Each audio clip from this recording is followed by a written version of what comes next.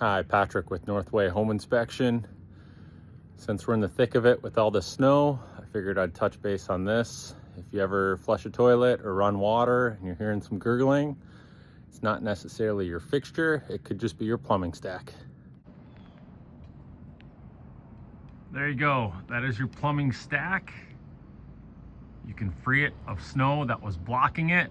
Most of the time, the hot air coming out of the plumbing stack will just melt the snow, so you really don't have to do this. Also, be careful. There's a rubber boot. You do not want to tear that, otherwise you will have water intrusion in your attic.